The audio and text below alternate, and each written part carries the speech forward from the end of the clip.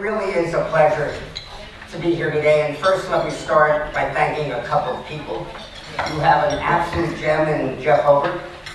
Jeff loves the world, he understands the world, and he works really hard for a volunteer.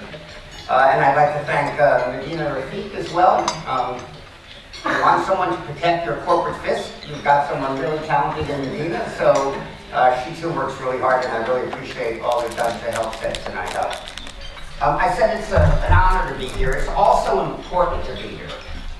It's far more important to be here than I think any of you actually recognize. Because this is an important group, and probably more important than any of you recognize. So let me fill in a little bit about myself. So there's transparency, you have some context for who's saying the things I'm going to say today. And the speech was actually entitled What No One Will Tell You. So you will see that I will be fully transparent. I'll tell you the truth. I've gotten in lots of trouble in the past, so there's nothing I can do to get myself in trouble anymore. And I'll be delighted at the end to take questions on any topics. And then after I tell you a little about myself, let me tell you a little bit about yourselves and why you are such an important group. So you heard a little about the legal background, public schools in New York, to Harvard Law School, and then I clerked probably for the most liberal Democrat judge in Dallas, Texas on the Fifth Circuit, and then for Justice Stewart and Justice O'Connor, two Republicans on the Supreme Court. So when you try to figure out my politics, we'll have a little bit of... I then joined a law firm, but left shortly thereafter to be the Special Assistant for Counterterrorism and Counterintelligence to the Director of the FBI, which at the time was William Webster in the Reagan administration. So I always regard myself as a bit ambidextrous, which is truth does not have politics, and so I serve where I can. I did, in addition to practicing law, Williams & Connolly, sort of a hard-working Washington firm at a minimum, doing everything from representing Bear Stearns and UBS in the financial crisis to Goldman Sanchez de Lozada in Bolivia in the first Arab Spring case. So I have a pretty diverse legal background, but I also spent time in democratic politics with almost consistent record, an unyielding principle that if I tried to help you, you lost. I should have seen it coming early on, when as a young lawyer off the Supreme Court in the Williams & Connolly, I took my entire vacation to advance Lee Hart when her husband Gary Hart was running for president. And there was me and Lee Hart in a car when she heard the news about monkey business and that her husband had been unfaithful in his presidential campaign was tenure. That was the start of my political career. And then you heard the similar success. I was on the brief at the Supreme Court in Bush versus Gore. We lost that presidency by one vote. So that was till, and then I sort of was one of the leading chairs of the Mark Warner for President campaign, where you pause and say, I didn't know there was a Mark Warner for President campaign, which then ultimately was the reason Barack Obama got elected president. So I can divert quickly to that story. Probably the third most important day in Barack Obama becoming president was in April of 2007. And as I described what happened, you might recall it, Hillary Clinton, it was the first quarter fundraising results when everyone was seeing who were the real candidates. And it turns out if you're a pretty accomplished senator and you want to run for president, you can raise $3 million from your Senate base. The question is who could get beyond that. And Hillary Clinton came out the day before with $25 million. John Edwards had $7 million, and then Dodd and Biden and all the senators had their $3 million. And Barack Obama was a day late. He came out with $26 million, $1 million more than Hillary Clinton. And that launched Barack Obama. But I can tell you he'd only been running for less than 3 months, and you can't raise $26 million starting from a standing scratch, and it stands in less than 3 months. But if the Mark Warner for President campaign had 250 National Finance Committee members assembled over 2 years, all ready to have their fundraisers in the first quarter of 2007, And then he decides in October of '07 to ask me to write a little statement saying we're not running for president. And I said, Mark, why are you not running for president? He said, I'm having a miserable time. And I said, you might be, but I'm having a great time. And that was the launch of Barack Obama. In that campaign, I helped on the Jewish vote. As you heard, it's rather controversial later on, but the son of a Holocaust survivor, I won the European Union's prize for service to the Jewish community. It is not an easy feat to win the European Union's prize for service to the Jewish community. The same year the press calls you an anti-Semite. As we're now learning, I have a feeling from what's coming out in the last 6 weeks that I was one of the several Western European ambassadors to have a false report issued by the Russians under the name of an Italian freelance journalist. It's interesting to learn over time. So in any event, that gives the background. And now, how do I stay up with Europe? Well, I have a consulting group. I represent American companies with problems in Europe and the Middle East, and a lot of European companies with problems in America and the Middle East. I have an investment fund for Benelux investors to get to Silicon Valley. And so I spend a week a month in Belgium, or in Europe, and the rest in the US. Since May, I have been in Madrid, in Florence, in Dublin, in Nice, in Marbella, all for either work, speeches, or meetings. So I've been in Europe just about all the time. I have a flat in the Sablon in Brussels. I appear weekly or every other week on Fox Business, a Democrat on Fox. I've been doing it for many years, and monthly on Belgian television. And then on this election, I got to do 12 hours of live commentary. I was the John King, the guy on CNN with the map. Well, I was that of Belgium. So, and I had some surprises as we went through the night on this election, explaining it to the Belgians, after I explained it to myself. So there I was after Barack Obama got nominated, and I was looking at leaving my law firm, taking a 94% pay cut to become Deputy Secretary of Labor, to basically be the CEO of 40,000 employees, not that many of whom enjoyed their job. When figuring out what might work and pushing to be Deputy Secretary of Energy, when we compromised and I went to Belgium. Now, many of you think the challenge of a U.S. ambassador in Belgium is presented by the chocolates, the waffles, the beer. Actually, in that category, the real challenge is the champagne. Belgians drink more champagne per capita than anyone else in the world. And you cannot be a U.S. ambassador and go to a meeting anywhere starting 10:30 in the morning. The Minister of Defense, the university, the church, without being offered a glass of champagne. It's a different lifestyle. That might be why they don't ask the first question. The thing about that, you do have to understand cultural differences. When we had American comedians coming in to perform in Belgium, I had to meet them in advance and prep them, because Belgians don't applaud. Belgians love your presentation or your act or your speech, and you'll get, that's it. Belgians do not want to seem outgoing. They won't applaud, so you tell the comedians to make sure the lights are all the way off. And if the lights are all the way off, you will get those. I had comedians say I just bombed completely, and I said, no, that was a rousing Belgian applause.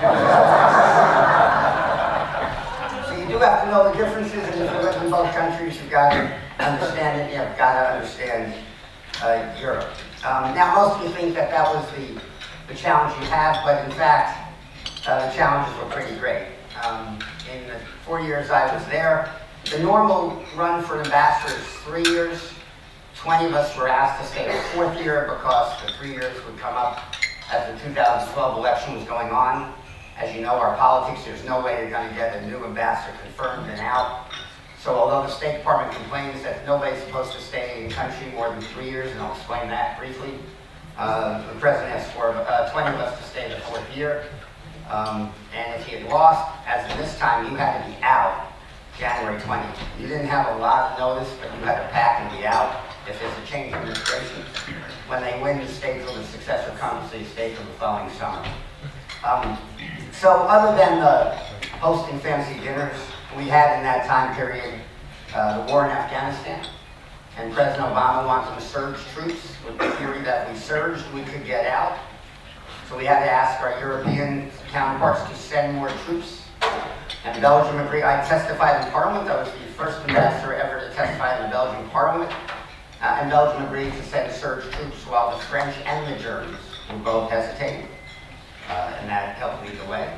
When Gaddafi was threatening to blow up his own citizens and we needed to assemble a bombing squad, the U.S. did not bomb in Libya. They got the Europeans and the Sunni countries to bomb, and we supplied the backup, the planes, the money, the backup. The Belgians agreed, well, this was easy. Belgium had the longest break. They had a break of over 500 days where their government collapsed and they had no government. Now that sounds really bad, but if you think of it now, we might sometimes appreciate no Democrat government. It works brilliantly in Belgium as well. When I needed surge troops in Afghanistan, I spent months all over the country converting Belgium into that way of thinking. When I needed someone to bomb in Libya, I made a phone call to the Minister of Defense. He said, I'll have the planes in the air as soon as you need them. I said, how could you possibly do it? He said, there's no government. So I'll let the Parliament know once the planes are in the air. Now the problem was, this is Europe, and this will give you a great understanding. The problem was, Belgium had our F-16s, but they had to take off from Greece, and the runways in Greece were too short. So I had no problem getting Belgian F-16s in the air. I had a real problem getting Greece to pour 6 feet of concrete. Try to get 6 feet of concrete poured in Greece and see how long it takes you. So we had Libya, we had Afghanistan, we had the Iranian sanctions. The Iranian sanctions sound like something that America's doing a great job on. The sanctions come out of Europe. If you're going to have an embargo on Iran, you've got to close the port of Rotterdam in the Netherlands, you've got to close Antwerp in Belgium, you have to close Calais in France. So we might be calling for sanctions, but someone's got to convince Belgian shippers that they're going to take a 20% cut in their profits because we're going to close Antwerp to the Iranian ships, and they did. It was about the climate deal, more on that later. It was about the TTIP, more on that later. It was about surviving WikiLeaks. You cannot imagine surviving WikiLeaks. And the part I took away from WikiLeaks was that every secret of the State Department came out, and there was no there there. We had called people certain names, but it turned out we weren't doing anything particularly sinister. But WikiLeaks caused massive headaches. I made the front page of the Belgian paper, which I did from time to time, reporting that when the Prime Minister asked me to endorse someone to Washington for a position at the UN, that I ignored her. That what I did is stared at the wall. Now I knew there's no prayer that I ever reported back to Washington to ignore it. And I knew I never stared at the wall. So I got the WikiLeaks memo, and it reports that I told the Prime Minister I would look into the background and get to Washington. And the Belgians translated look into the background as stared at the wall. And how easy it is to get into trouble once you're a U.S. ambassador. It's unbelievable.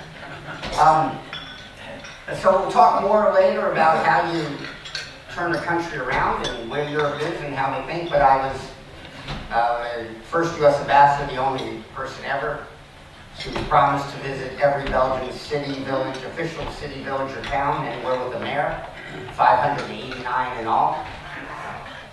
Belgium followed as I visited 589 cities, villages, and communes on the site.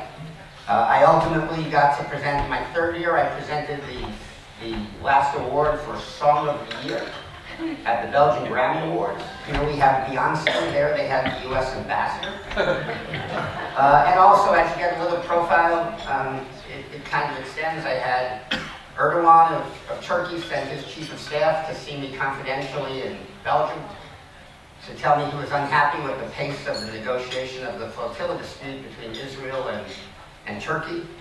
Said I had a lot of credibility both in the Arab world and with Israel, and asked me to mediate the back channel between Turkey and Israel.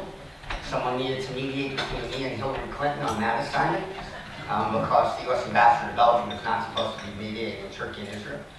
So that did not get far, but still gives a sense of where it might be. I gave a speech on climate. Prince Charles of the UK heard it, and next thing I know, we had a quiet meeting in Brussels because the U.S. ambassador in Belgium is not supposed to meet in heads of state of the UK. So today I have a consultancy group. I spend a week a month in Belgium and do talks both around the US for corporations, for associations, but even more so throughout Europe, London usually, and Belgium. And I just received in May the Grand Cross of the Order of the Crown. It's the highest award bestowed by Belgium. I was nervous whether it was the right title, but I checked which one Kim Kleister's got, and she too had gotten the Grand Cross of the Order of the Crown. That's me. It gives you some context for the nature of the remarks. But what about you? Who are you and why are you so important?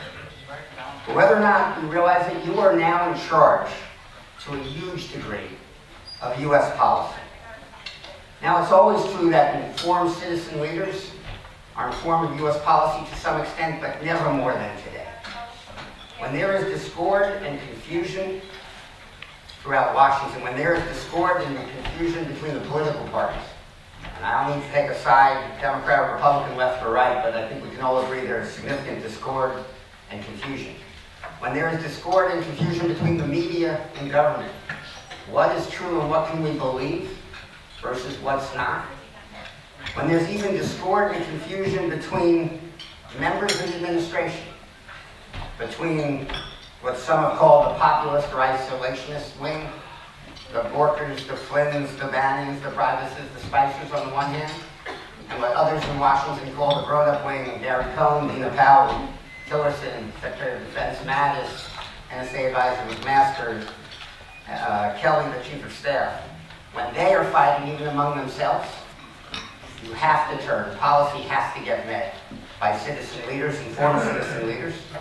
And that chaos continues to reign every day. When a presidential candidate and now president explains to you that Brussels is a hellhole, that NATO is obsolete, that the Iran deal is the worst deal in the history of America and a scandal, that the TTIP agreement was a crime, that Russia is not a threat, that Qatar needs to be isolated as a sole terrorist leader, when those come out, and parts of his administration opposed, the media is reporting, when all that chaos is going on, who's setting American policy is in this room. Now, if you don't believe it's in this room, and similarly, when CNN can try to convince you that certain capitals in Europe are now jihadi hotbeds, that they are unapproachable, who else can fight the media and get it right? The citizen leaders. That's the only place you can turn to get it right. Now, if you don't think so, if you're not convinced that you are setting policy, and that we need you to set policy, American policy, go ask Susan Collins of Maine, go ask Lisa Murkowski of Alaska. Obamacare remains our healthcare policy because citizens spoke out. Whether you like it or whether not, that's it. Go ask all of the leaders who dropped off the corporate leaders, who dropped off advisory boards after the Charlottesville remarks, and they did so because the consumers spoke out. Educated consumers, educated political leaders. Go ask the running backs and free safeties and tight ends and offensive line, whether you agree with the policy or not, who's working to set corporate policy in America. You don't have to agree with it, but that's what's working, that's what's moving. And so that's the only place you can turn. When you can't turn to CNN, you can't turn to the Democrats or the Republicans, you can't turn to the left or the right of the administration. And that what ultimately flattens out. That is what will take care of getting to the right place on tax policy, on infrastructure policy, and most importantly, on foreign policy.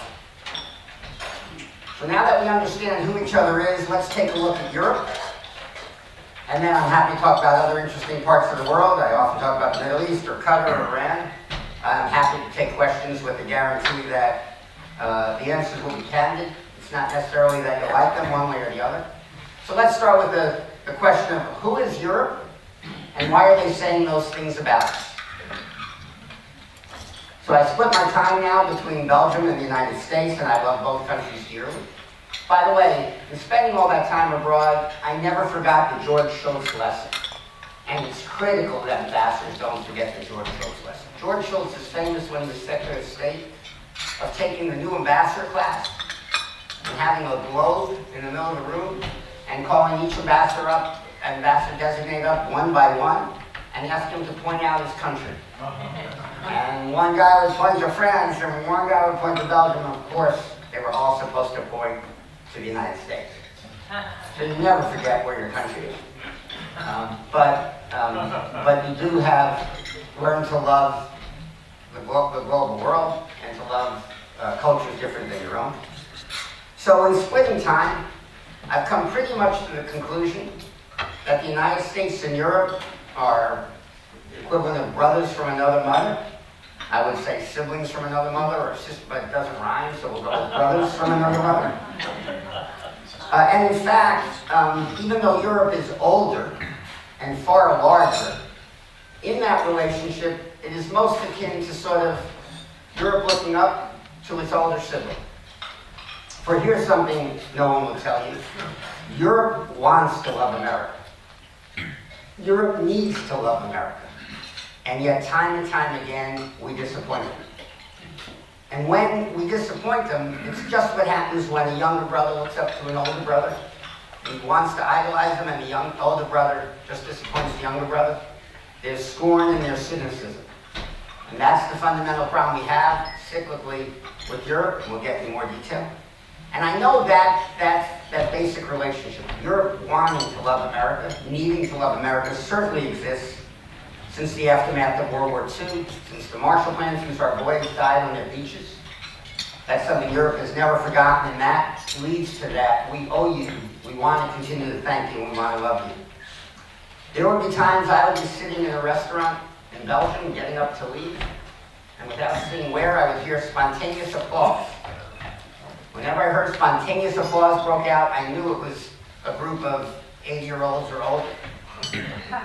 They knew who I was, everybody in Belgium knew who I was, and they were saying thank you. It had nothing to do with me, it had to do with people who died on their beaches. It had to do with people who bailed them out. There were 3 American battlefield cemeteries in Belgium. If you ever get a chance, go visit them. They're magnificent.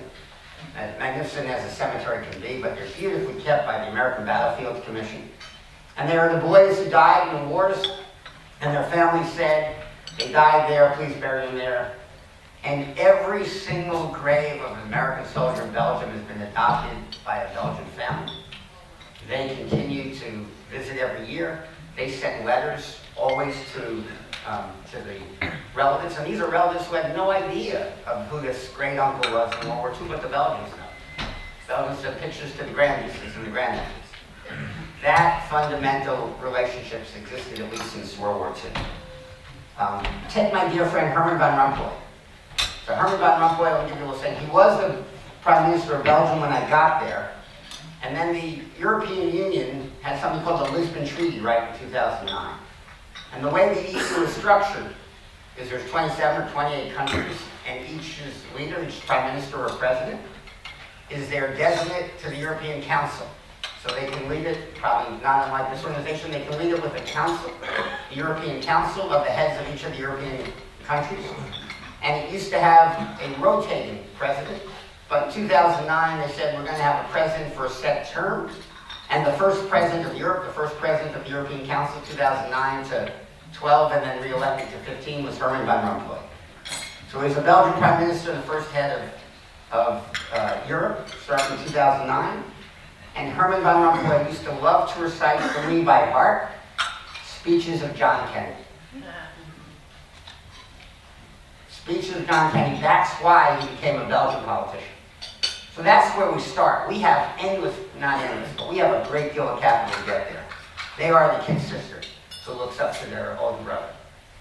But yet, time and time again, we've disappointed. So before I got there, under the Bush administration, the U.S. walked out of the Kyoto climate talks, the prior talks before Paris.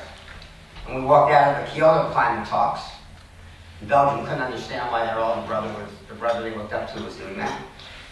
In Iraq, we convinced them there were weapons of mass destruction when they were worried that their older brother might be looking for oil and gas. And we couldn't find the weapons of mass destruction. and they continue to be disappointed in what they see on our side is not a proper respect for and fighting for human rights, whether Burma, Myanmar, or even in Israel. They see Israel much differently than we do.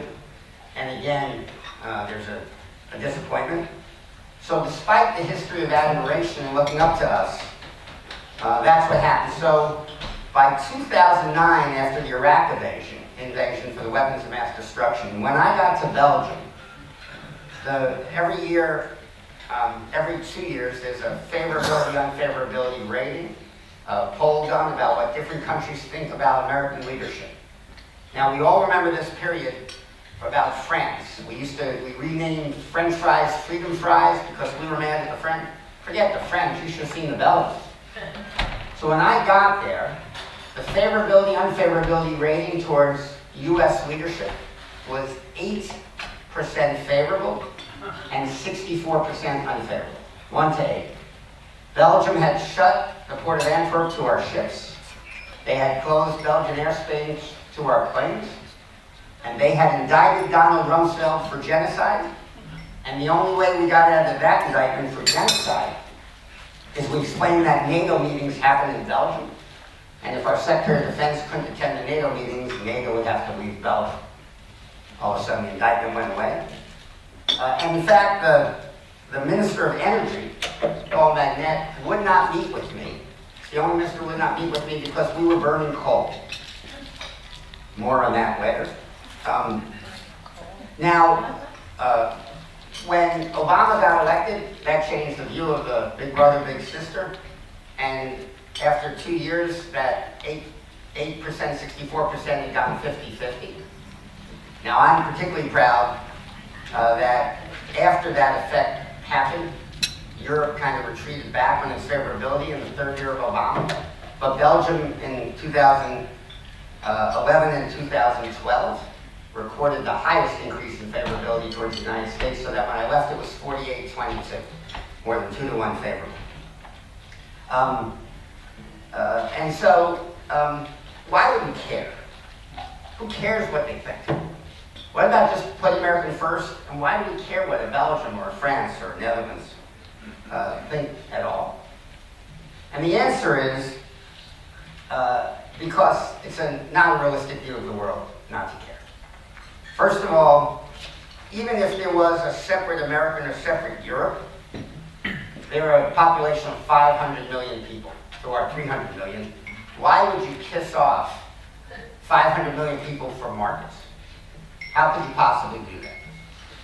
But second, I never understood the us and them and the them and us when it comes to our fundamental economy. Take a look at InBev. The beer company InBev. InBev produces what they call a pinch of beer, a common beer in Belgium called Stella, that here is a premium beer. They produce a common beer here called Budweiser that is sold in China as a premium beer. And more Budweiser is sold in China than the rest of the world combined. Now I know most of the profit from InBev goes to Belgian families who I know well, but their CEO is Brazilian, he lives in Connecticut and takes the train to New York. So I have no idea if InBev is an American company or a Belgian company or a Chinese company, and the question is nonsense. The world doesn't cut that way anymore. There can't be put a Belgium first or a France first or America first. It doesn't work that way. Next problem is you can't get anything done. If you have that view, you can't get anything done. How are you going to put America first and effectively sanction Iran? If you piss off Angela Merkel, and then you piss off the Belgians, and then you piss off the French, how are you going to get Calais, and you piss off the Dutch, how are you going to get Calais and Rotterdam and Antwerp closed? How are you going to handle North Korea without allies? How are you going to go after Assad in Syria or get someone to bomb in Libya without allies? Fundamentally, we have to care what they think, and they have to care what we think. But the good news is, no matter what we do, they're always the kid, sister, kid, brother. They want to still like us.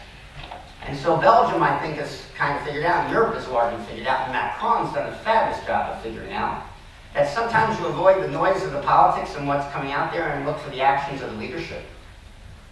And that's pretty important. For the action of the leadership, it goes back to that newly restored coalition of what some people call the Brunners. Mathis, McMaster, Tillerson, Kelly. And they're looking for that. And so even as recently as last week, Macron was being asked what he thought of Macron, the new head of France, about why he's still close to Donald Trump, what he thinks about Donald Trump. Now you gotta remember, there's two pictures that are pretty vivid in my mind. One is my friend Herman Van Rompuy. I've talked about him before. He described the G7 and G8 meetings under Nicolas Sarkozy, when he was the head of France, before Hollande and before Macron. And the French and the Belgians were just enamored by Barack Obama. Barack Obama remains the most popular person in Belgium today. In the 2012 election, for example, the most lopsided state in America, if it's a state, was Washington, D.C. That polled 93-7, Obama for Romney. Belgium polled 98-2. How can you get 98% agreement on anything? Polled 98-2. So there they are at the G7, G8 meeting, and Obama is trying to begin to broker the notion that we're going to need more troops in Afghanistan. And Sarkozy did not speak a word of English, and Obama didn't speak a word of French. But that wasn't going to stop Sarkozy, so he's talking to Obama, and this story is being told to me by Herman Van Rompuy, who has a heavy Dutch accent. So you got to kind of picture, he said, Sarkozy got so excited, he's going on in French, and he explains to Obama that the French are with him to the end. But when he says, "à la fin," to the end, he kind of jumps up and falls off his chair. Compare that to that handshake everyone, I think, saw, the Macron-Trump handshake. That took place in the parlor of the home I used to live in, the U.S. ambassador's residence in Belgium. But yet they're still out there to love us. I have a lot of material, but I want to cover some of the topics, and I know my time is getting shorter. So let's talk about some of the important topics of the day. Let's see if we can get the truth about those important topics. Before I do that, let me give a little sense about the other part of Belgium. Yes, of Europe. Yes, heavily kind of the way I told you about America, but there's another side, just like there is in America. So there's the same populism that is running across the United States, running right across its little sister. And it's on both the left and the right. You can see Greece in 2011, that kind of left-wing populism, we saw it thereafter, not before, in Bernie Sanders and his movements. And by the way, in 2011, Greece, angry at globalism, angry at Europe, Eurosceptic on the left, was trying to decide whether to agree to the EU rescue of the Greek economy. And that vote was decided by fewer Greeks than live in Astoria, Queens. But if the Greeks had gone the other way in that vote, our projections were that if the EU fell apart in the last year of the first term of Obama, that our unemployment might rise as much as 1.5 points. And if our unemployment had risen as much as 1.5 points in the last year leading up to that 2012 election, Obama would have lost that and Romney would have won it. So in many respects, the 2012 American election was decided by fewer Greeks than live in Astoria, Queens. So you've got the left-wing populism in Europe, you're there in Greece, but you have the right-wing populism. Marine Le Pen, anti-immigrant, put France first, Eurosceptic, anti-globalism. Sound familiar? Marine Le Pen got 26% of the eligible voters in France. Donald Trump got 24% of the eligible voters in America. That populism exists. In the German elections this week, it's a much more diffuse sample, but Merkel lost 13% to the right-wing populist movement, the anti-immigrant, the Eurosceptic movement. So that populist wing exists. And the Netherlands, Geert Wilders, got a similar amount. And in Poland and in Hungary, they won. In Poland and Hungary, that right-wing populist movement has won. And how bad has it gotten? The Netherlands has withdrawn its ambassador from Hungary, and Hungary has withdrawn its ambassador from the Netherlands. That's the family within Europe. So, does this look familiar? Kind of an even kind of Those same trends happen with little sister, little brother, and big brother and big sister, and they almost mirror image. It's not that they're left and we're right, it is those trends happen. Let's look at some of the major issues of the day fairly quickly, because I don't want to leave you without. Let's talk first about trade, the TTIP. I always say, how did America snatch defeat from the jaws of victory? What no one will tell you. TTIP was the lowest hanging fruit, the trade agreement, the lowest hanging fruit for America. This was a gimme, a no-brainer, and I'll tell you why. We were looking at what about bad trade deals we might have done with Mexico or with Asia. Well, when you do a trade deal with a jurisdiction that has 40% higher labor costs and 30% higher energy costs, this is no-brainer. It is cheaper today to make a Mercedes-Benz in Tuscaloosa, Alabama, and ship it to Stuttgart, Germany, home of Mercedes-Benz, for delivery to Mrs. von Reiner, who lives in Stuttgart, than it is to make it in Stuttgart and hand it over next door, other than the tariffs, because of our energy and our labor advantage. So when we're aiming to get this, if you looked in 2012, how do I know? It's the Gutman study. I did it and trying to figure out why I couldn't attract American companies to Belgium. In 2012, a barista in a Starbucks in the United States, all in, cost $7 to $10 an hour, depending on what state you're in. In 2012, that barista in Belgium costs $30 an hour. And the barista can't be more productive or less. I picked the barista, it was my Big Mac labor study, because it's the most ubiquitous unit of labor. 1 hour of a barista in Starbucks, they do the same thing everywhere. $30 compared to $7 to $10 an hour. So you can't lose. So when we started the TTIP, we knew this was a steal for the United States. We would take the entire auto industry. We would take all the manufacturing. And you know what the Europeans were worried about to start with? The Italians were worried about protecting the name of Parma ham. You can only use the name Parma on their ham if it comes from Parma, and Parmigiana cheese. And the French were worried that the government could still subsidize the entertainment industry, so they could have French crooners. So I remember the day John Kerry came to France to start the TTIP negotiations, and he said, "Don't worry, I'll protect the French singers."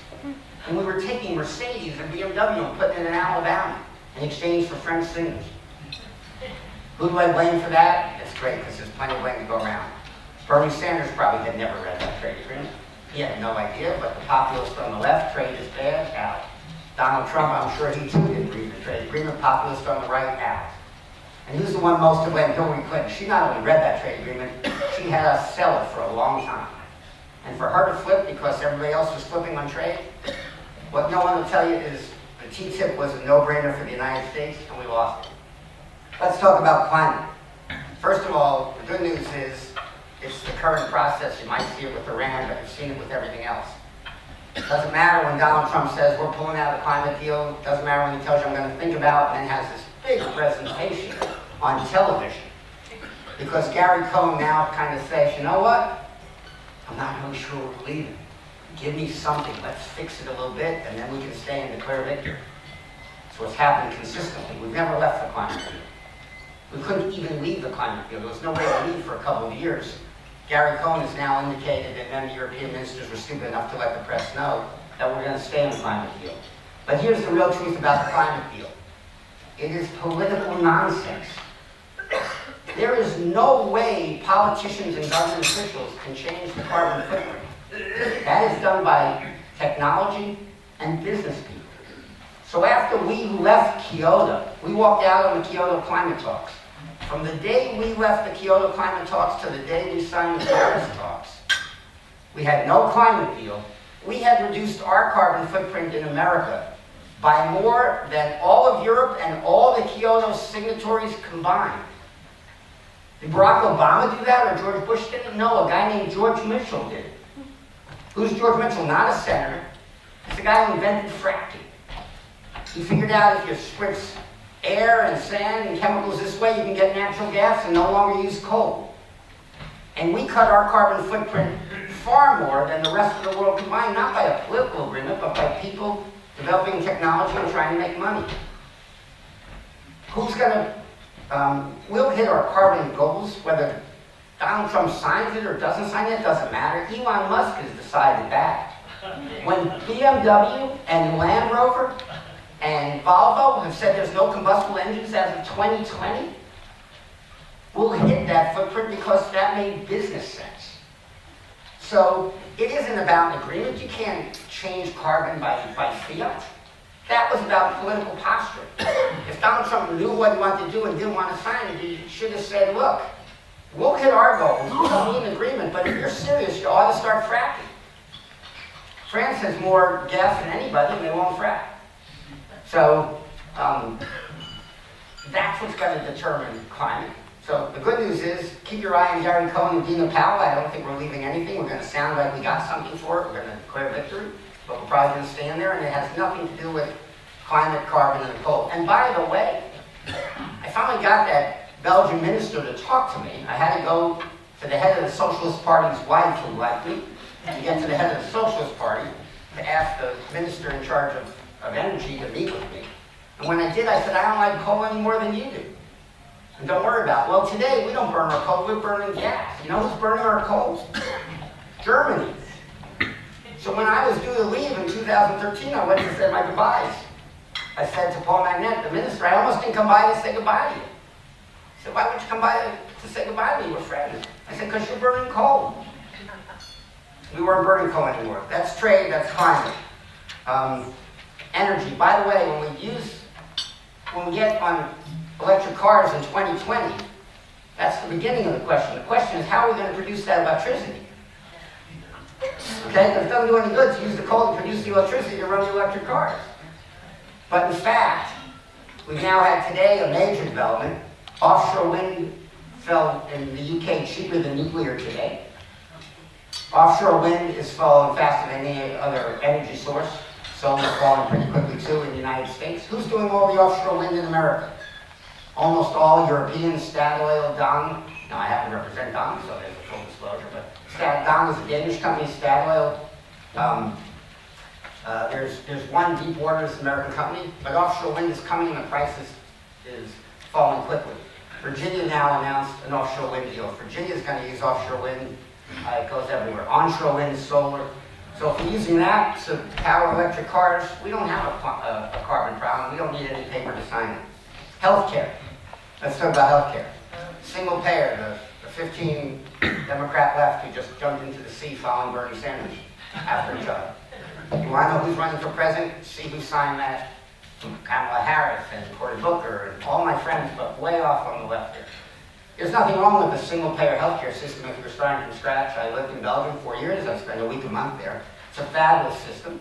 If you have doctors people want to be doctors, even if they don't make the highest amount of money, and you could start from scratch. But you can't take an American system, eliminate insurance companies, and cut every doctor earning $300,000 and think we can run a country. So there's a disconnect, but there's disconnect because we start at different places. But fundamentally, the Belgians could not fathom how we, the United States, their big brother, could have 40 million people uninsured because they don't have one. So surely we don't have to go to the single-payer system in Belgium, but we're good enough to be able to insure our people. That's another one that's the difference there. Terrorism. Terrorism is one of my favorite ones. I have no politicians to blame, just the media. The year before last, in the winter, we had 20,000 flu deaths in America. We always have 20,000 flu deaths. We had 2 cases of Ebola, 1 death and 1 not.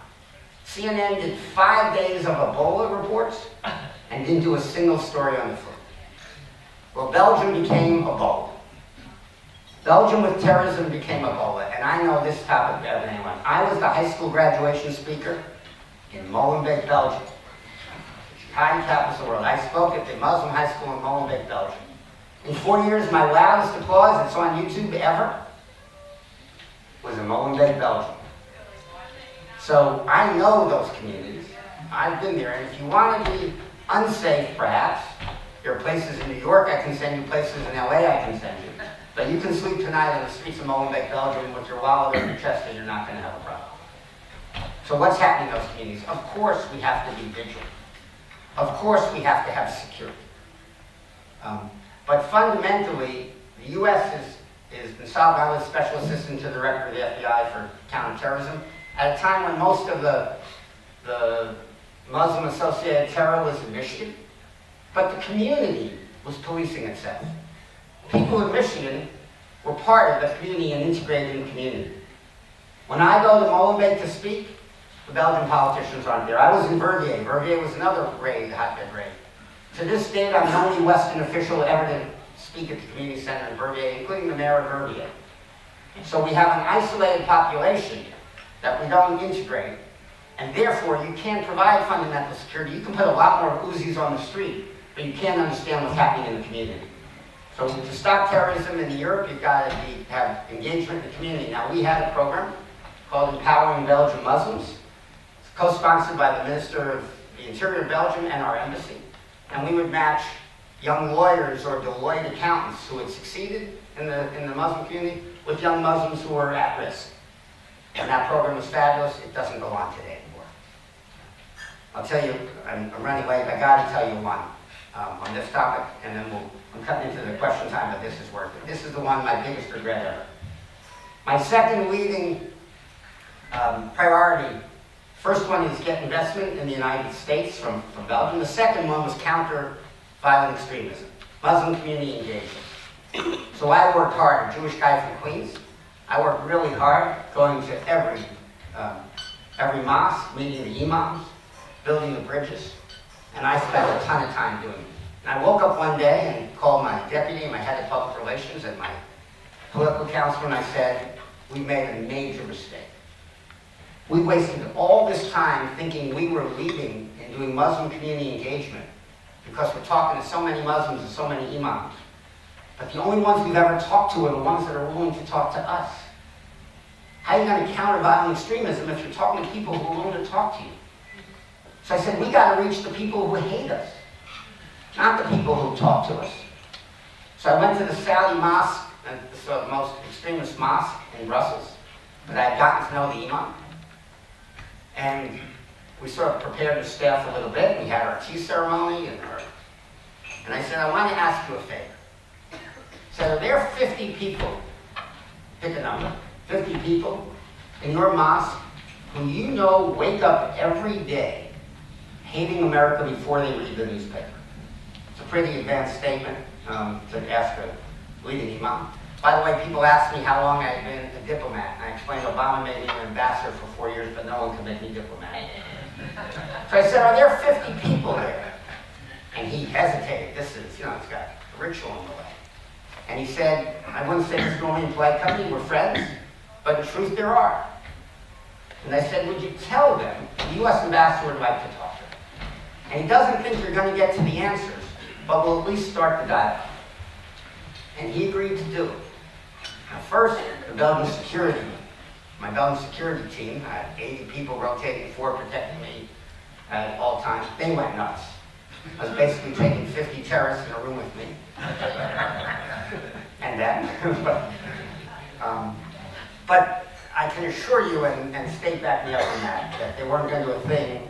We have a metal detector, but I said we'd take no pictures or names. But they weren't going to do a thing in the Saudi mosque in front of the most powerful imam in Belgium. But American politics got in the way. Because at the time there was then a report that came out about the efforts of the Western European ambassadors to do Muslim community engagement. And by the way, who were the Western European ambassadors under Obama? They were all Jewish guys. Anyway, it was Howard Gutman in Belgium, Charlie Rifkin in France, Faye Hartog-Levin in the Netherlands, Ivo Dalder at NATO. Over 50% of Obama's European ambassadors were Jewish. We were doing the giving in to the Muslims there. And so the Senate, when that report came out, the Senate started subpoenaing for all documents relating to the activities of the Western European ambassadors in kowtowing to the Muslim community in Europe. And I was ordered to stop that kind of extremist effort I was giving. 5 years later, the bomb went off 3 blocks from where I live in Belgium. We all know that, March 22nd. By a 22-year-old who would have been 17 when that meeting happened, if I can't help wondering what he would have been in that meeting. I, for one, call me a liberal, call me whatever you want, I, for one, believe had we had that engagement, that might not have gone off. But follow CNN and you'll think you can't go to, you'll think Belgium is the hell, Brussels is the hell, come to my apartment, we'll have some fabulous times.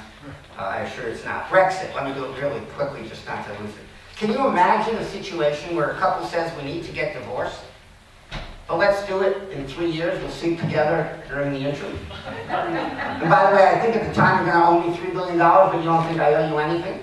And probably at the time, we're not going to be able to coexist, so you won't be able to see the kids, but we'll talk about it in 3 years. And one of the parties doesn't want the divorce to start with, and the other party's only 52% sure he wants the divorce. Do that, and you've got Brexit. It makes no sense. Theresa May was against it before she was for it. She was against it when she didn't get elected. She was for it when she did get elected. I don't think there's a single person in the UK who wants Brexit. They just don't know how to get out of it. But I suspect they'll happen. But here's another interesting phenomenon. When it first happened, the rest of Europe was horrified. Don't worry, that's probably going to still go up for a while, and it's not going to bother me if it doesn't bother you, so we can still keep talking. The rest of Europe was horrified. We're going to lose the UK. What will happen to us if we lose the UK? And then Macron got elected, and the Netherlands government helped. They only lost Hungary and Poland, and then Merkel was doing well. And all of a sudden, Europe, which was dying after 2008, Europe's got growth. The euro is strengthening. And now, nobody in the rest of Europe cares about Brexit. If they're going to leave, that's their problem. It's almost like if a Brexit falls in the woods,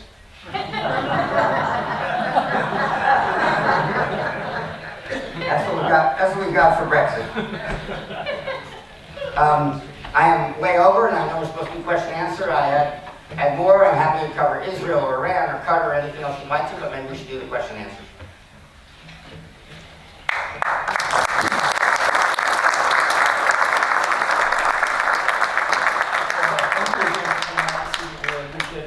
I have a handful of questions that people give me on cards, and then I'll go out with the microphone and see if there's any additional questions. The first one actually comes from Judge Gray, our chair, and it kind of builds on what you were just hitting on with Brexit. Where do you foresee it going? His question specifically was, what do you believe are the chances of Britain still remaining in the European Union? It's the same issue as our leaving the climate deal and our walking away from the Iran deal. It either won't happen or we'll say it happened, but it didn't really happen. That's the art of modern politics. And so there will be a Brexit, but somehow they'll still be in the customs union. They'll, trade will still exist. So that's one scenario. If Corbyn and the left had any guts this time, they would have actually said what they believed, which is they opposed Brexit, but they thought they couldn't get any votes that way. So they said, well, we like Brexit, but not really as much as she likes Brexit. And they almost toppled her there. They had the guts to say, let's do away with Brexit. So my own sense is 50% that somehow an issue comes up, brings it to the government in the UK, and someone has the strength to run on no Brexit, and that person wins. That's 50%. The other 50% is they finally figure out a Brexit, but when you look at it, there wasn't really much of a Brexit anyway, and no one cared.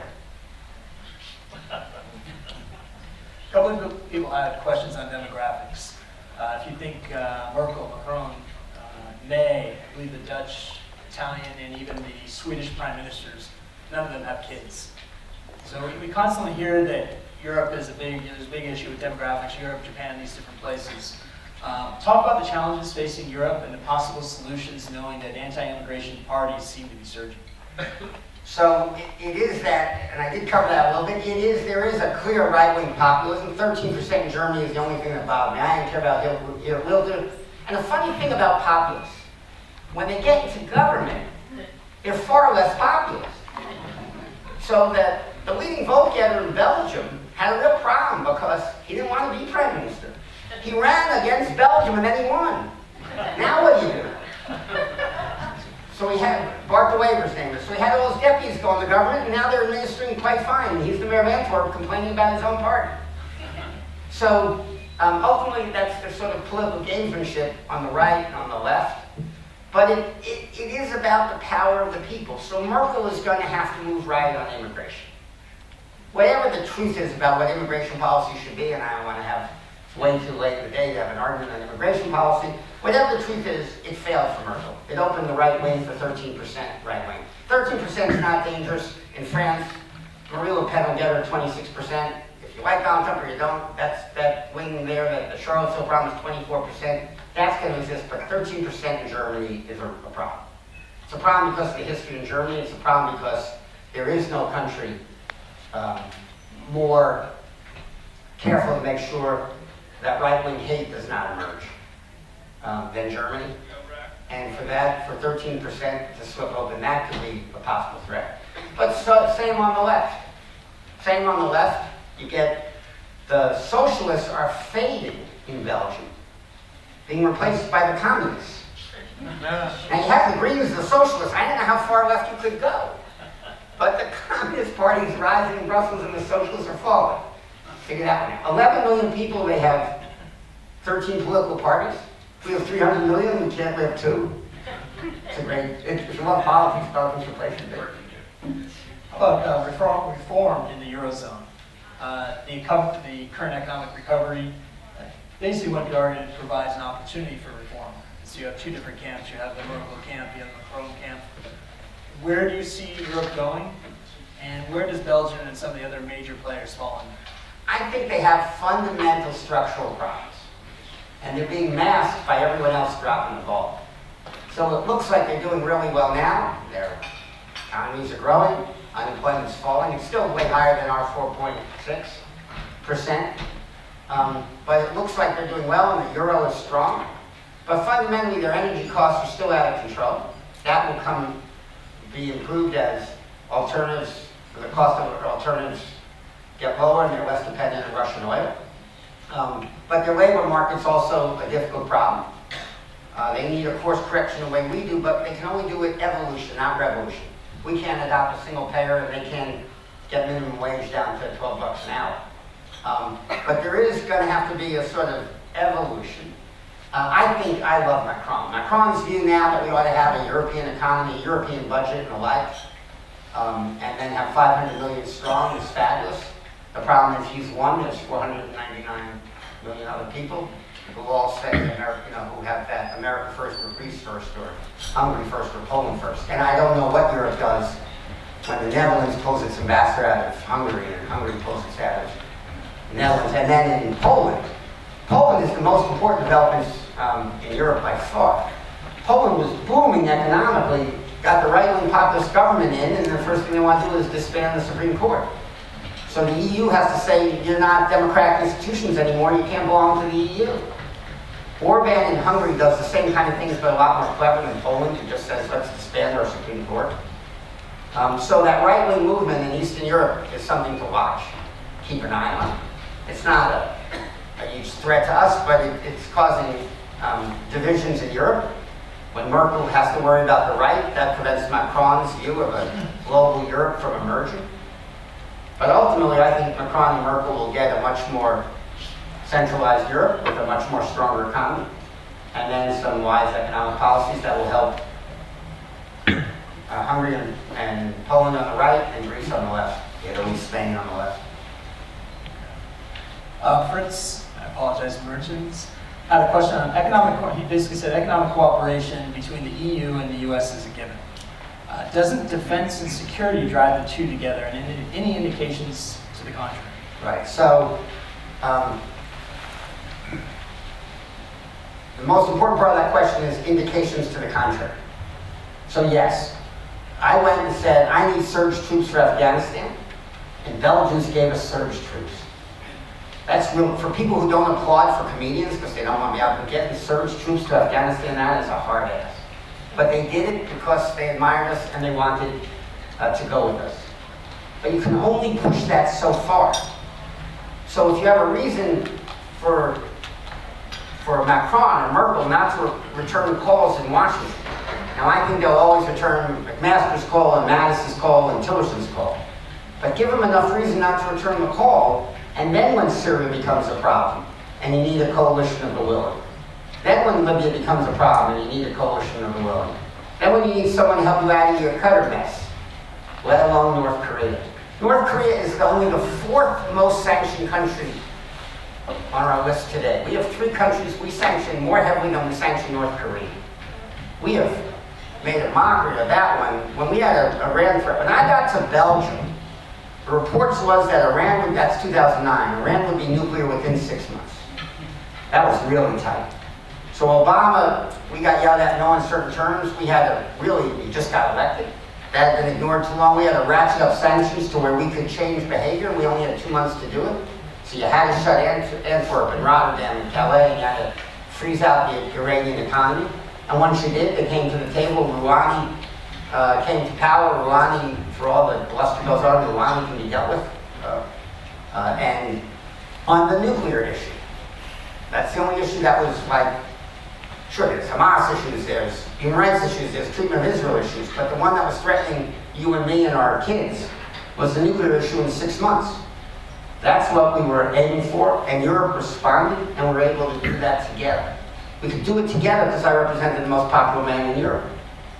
So when I went, the socialists and the Greens attacked the hell out of me. Attacked the hell out of me for seeking troops. It's anti. They want, it's anti their view of the world order. And I was selling the surge troops as a way to get out of Afghanistan. I believe Barack Obama when he said, if I have more now, I can come out earlier, and he did. Came out of Iraq and Afghanistan according to his word. So I sold it and I didn't lose my credibility. But that's because they were willing buyers. And if we push it too far, then we're going to lose that coalition. Let's shift to Russia. A couple people asked questions regarding Russia and some of the things that have been taking place lately, but then also a few people mentioned the influence that energy has in terms of Russians' ability to influence Europe. So Russia's state-run gas monopoly, Gazprom, has warned that new U.S. sanctions on Russia pose a threat to Europe's gas supply. What are your thoughts about Russia's ability to use energy supplies to as a wedge between the U.S. and European relations? It's the biggest key we have. There they are. They're coming to Ukraine. We ought to sanction the hell out of them. How do you sanction people if you can't keep your lights on without them? I mean, it's the same. Energy and water policy is what made peace in the Middle East. Either Netanyahu or Abbas can tell you that peace has been reached in the Middle East, but it has. Through energy and water policy, well, it's the opposite happens in Europe. How much can Merkel turn her back on Russian energy as long as she's dependent on it? And if they won't do nuclear, they won't frack. We got to build a lot of windmills and a lot of solar pretty quickly, or else they don't have gas and oil. So that's fundamentally limits the world to the posture. We know they were in Ukraine. We know they shot down a plane. I mean, if for me, I'd be much more transparent, much more honest, and I would use sanctions pretty hard. But Russia has the leverage. At the same time, Russia has a problem. Every day that Europe gets less dependent, either we can get our LNG, we're finally exporting it, we can get our LNG there, or their solar and windmills are catching up, prices falling massively. But even so, they've got a 40% energy disparity over us, and it's hard to compete when energy is 40% more than. And Russia holds the key. Okay, next one is on, you mentioned climate a couple times, so it's a two-part question. One is that I believe Belgium is the second highest user of nuclear power in the world. So maybe talk a little bit about their experience and anything that you saw that would be potentially transferable here. The second thing, at least one person asked about the EU's experience with the emissions trading system. So their cap and trade market-based solution to climate change. Basically, they started back in 2005, and it seemed to be going well until 2008, and then the prices collapsed. So what lessons can we draw from both of these things? Here's the problem at nuclear, and you didn't think of it in advance, but it really is a huge problem for Belgium nuclear. It takes a major investment, not only of capital, but of willingness to accept nuclear, to build new nuclear plants. You can't have socialists and communists and Greens and have that major investment that we're going to build new nuclear plants. So what do? You keep extending old nuclear plants. So Belgium gets a not insignificant amount of its energy from 2 nuclear plants that I say ought to be closed. And they were planned to be closed, but they didn't replace them with new nuclear. And they don't have a stopgap measure, so they just extend their life 5 years. By the way, those plants were built to withstand a 727. See many 727s flying to Zagreb in the United States? So we're one plane crash away from a nuclear disaster in the heart of Europe, right near my apartment. So nuclear, the problem is there's no will anywhere in the world to build new nuclear to replace old nuclear. You can't stop that by extending old nuclear. Eventually you're going to run out of your checking account if you do that. The guys have a different source. It ain't that hard to figure out. The reason you get earthquakes and fracking is we were collecting the water wrong. If you handle it, you do waterless fracking, you do else, you can live on gas. It was a solution for us. And that's a stopgap till you get to solar and wind and biomass, which can finally be cheap enough to actually work.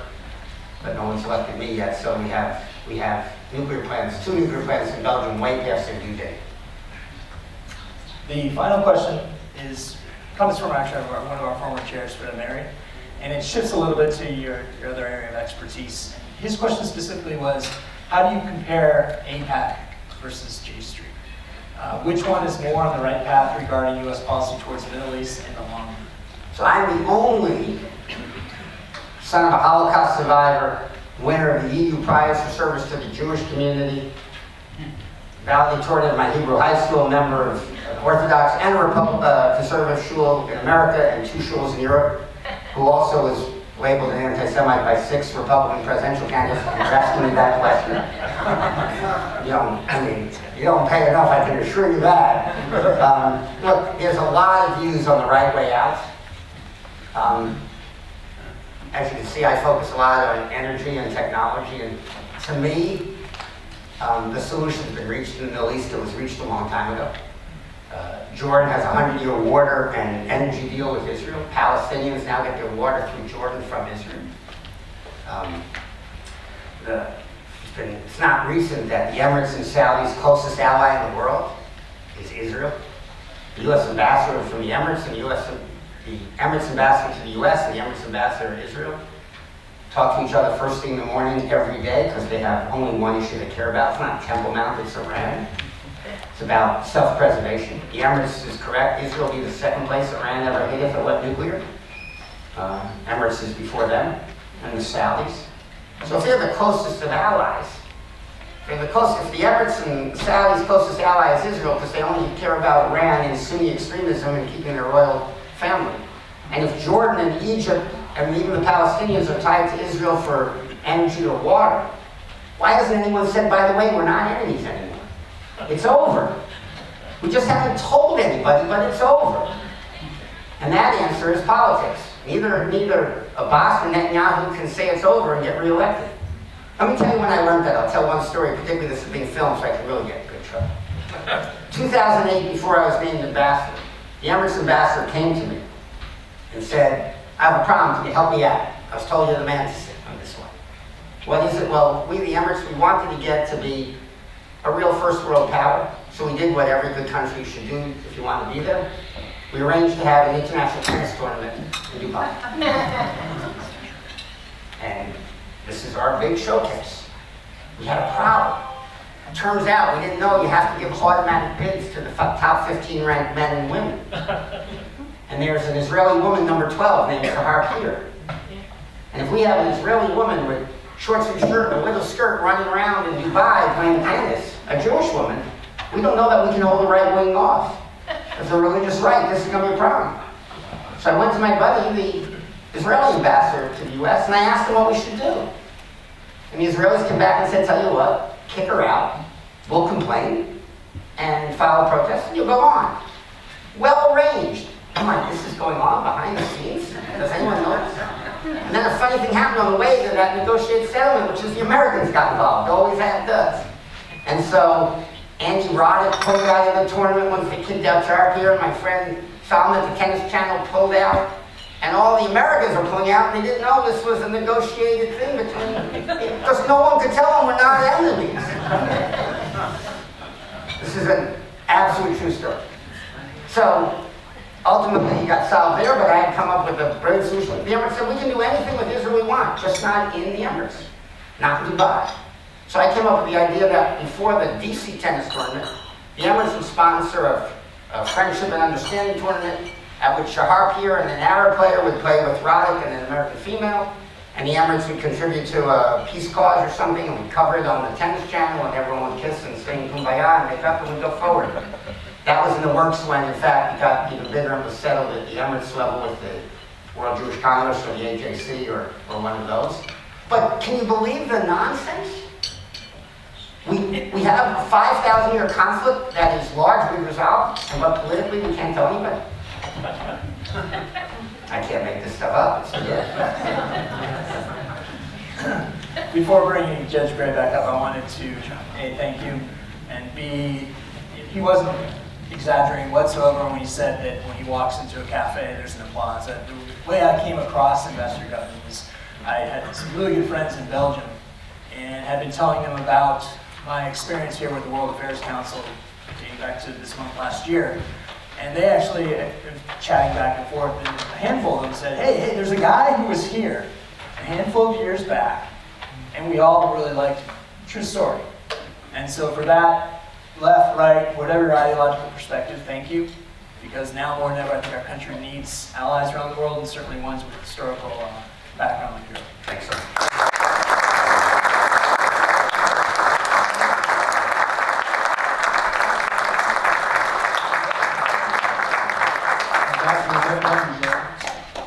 Thank you.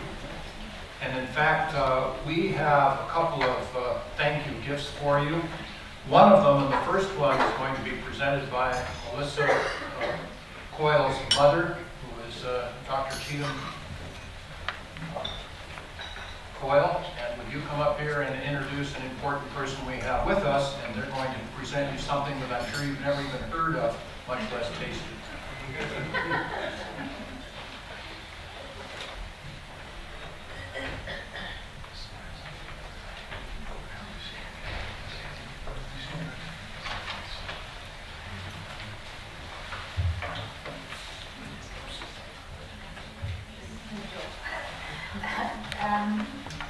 Ambassador Gutman, thank you very much for all the beautiful resources, information we got today. Especially I'm very impressed about President Erdogan because I'm originally from Turkey.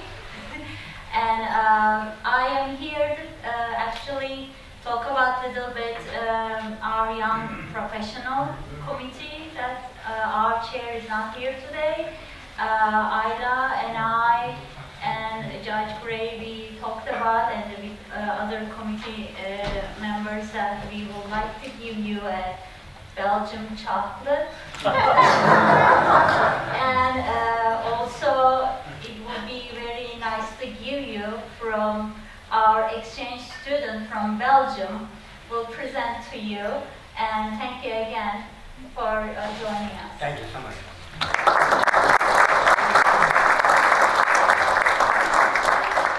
The U.S. ambassador in Belgium, everyone relishes that they're going to get you with one question. And it always is, so what's your favorite beer? Or, what's your favorite chocolate? And you quickly learn the correct answer is the next one. So this is my next one, so thank you for my favorite. And also, before you sit down, we at the World Affairs Council would like to present you with something that's a little heavier, but not quite as digestible. It's a token of the World Affairs Council of Orange County. Please enjoy, and I can tell you that every time I hear your name from now on, I'm going to break into applause. So this is Ambassador Gutman. I would like to make one correction, which was a noteworthy correction in an otherwise flawless presentation. And that is, he was saying that there are only 2 political parties in the United States of America.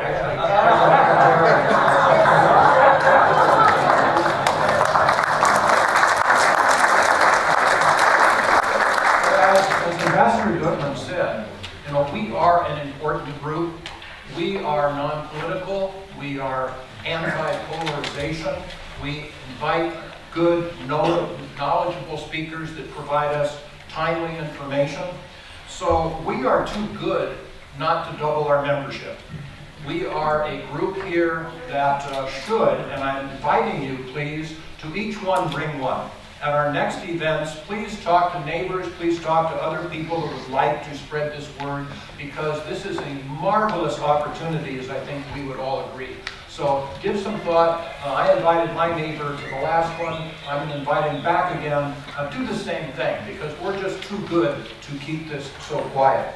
In fact, we are making a rather substantial effort to broaden our topics. As you will see, we're going to expand our topics, for example, to things that younger people might also like, and I know we older folk would as well, cybersecurity, things like global warming, and get actual information.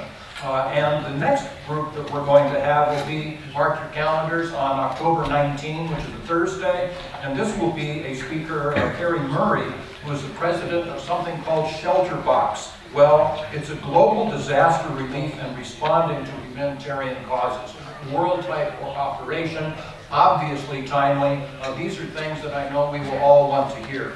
Also, we have a time, and here we do not yet have a date, but it'll be a speaker, Dr. Azim Ibrahim, who's a senior fellow at the Center for Global Policy and Research, and he will be talking to us really about Myanmar, or formerly Burma, and the cleansing of the Rohingya, and Nobel Peace Prize laureate Aung San Suu's Kyi's reaction to that. It's an area of the world that a lot is going on, so again, I know that you will want to participate. So with that, again, and thanks to Ambassador Gutman, thanks to all of you, and we'll see you on October 19th. Have a nice